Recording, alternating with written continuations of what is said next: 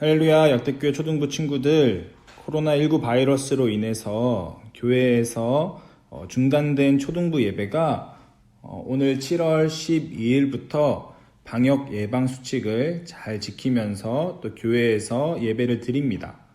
가정에서 예배를 드리는 친구들을 위해서 또 함께 말씀을 나누도록 하겠습니다.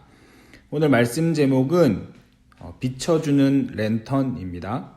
요한복음 14장 26절 말씀, 보혜사 곧 아버지께서 내 이름으로 보내실 성령, 그가 너희에게 모든 것을 가르치고 내가 너희에게 말한 모든 것을 생각나게 하리라. 친구들 혹시 산에 올라가 본 적 있나요?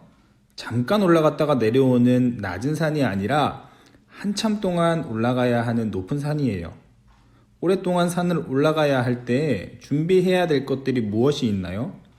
물과 약간의 음식, 그리고 방향을 알려주는 나침반과 지도. 또 무엇이 필요한가요? 정말 중요한 물건이 있어요. 바로 랜턴이에요. 오랜 시간 산을 오르다 보면 해가 지기도 해요. 해가 지면 날씨도 추워지고 앞이 보이지 않아 움직일 수 없게 될 거예요. 이럴 때는 나침반과 지도가 있어도 아무런 소용이 없어요. 어두워서 아무것도 보이지 않기 때문이에요. 그때 우리에게 랜턴이 있다면 더 이상 걱정할 필요가 없어요. 랜턴만 켜면 곧 주변이 환해지거든요. 아무것도 보이지 않는 어둠 속에서 랜턴을 켜고 걸어가면 문제가 없어요. 성령님은 바로 이 랜턴과 같은 분이에요. 예수님이 부활하셔서 하늘로 올라가시고 난 뒤 제자들은 몹시 막막했을 거예요. 그러나 예수님은 약속하신 대로 성령을 보내주셨고 제자들은 성령님 덕분에 예수님의 말씀을 기억하게 돼요. 오늘 함께 읽은 말씀은 예수님이 잡히시기 전날 밤에 제자들에게 하신 말씀이에요. 예수님은 제자들과 식사하는 도중에 제자들의 발을 씻어주세요. 그리고 내가 너희를 사랑한 것 같이 너희도 사랑하라, 이 세 계명을 말씀하셨어요.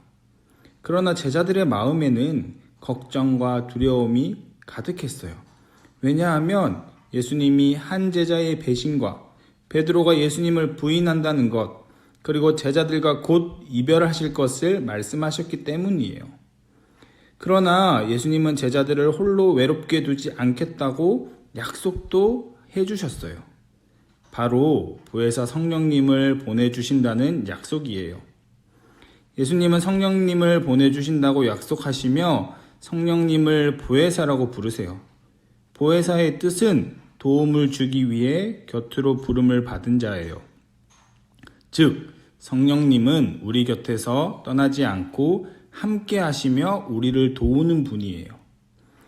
예수님이 하늘로 올라가신 후에 제자들은 예루살렘에 머물다가 성령님을 만나는 경험을 해요. 이 사건을 통해 베드로와 다른 제자들은 완전히 변화받게 되어요. 이전의 모습과는 달리 예수님이 가르쳐 주신 것을 깨닫고 예수님을 전할 힘과 용기도 가지게 돼요. 사도행전 2장에 보면 성령님을 만난 후에 베드로와 제자들이 얼마나 용기 있게 예수님을 전했는지 알 수 있어요. 베드로와 제자들은 예수님이 재판받으실 때 예수님을 모른다고 말하기도 했고 많이 두려워했어요. 그러나 성령님이 오신 후에 이들은 더 이상 예수님을 부인하지 않고 자신들을 오해하고 비웃는 사람들을 향해서, 그리고 예수님을 미워했던 대제사장과 서기관 장로들이 모인 곳에서도 예수님을 용기 있게 전했어요. 이렇게 성령님을 만난 사람은 삶이 변해요. 예수님을 몰랐던 사람은 예수님을 바로 알게 되고 예수님을 전하게 돼요. 성령님은 그리스도인에게 예수님이 누구신지, 어떤 분인지를 밝게 알려주기 때문이에요.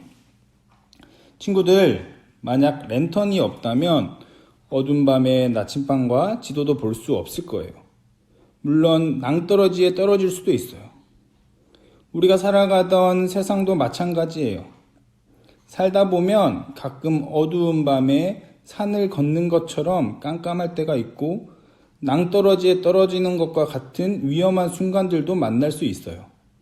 그러나 성령님이 함께 계시면 어두움이 사라져요. 위험한 순간에서 성령님이 우리를 보호해 주세요. 또 제일 중요한 것은 예수님에 대해 밝히 알게 돼요. 그래서 바른 길을 걸을 수 있어요. 앞으로 우리 친구들이 성령님과 늘 동행함으로 바른 길을 걸어가는 우리 친구들 되기를 주님의 이름으로 축복합니다.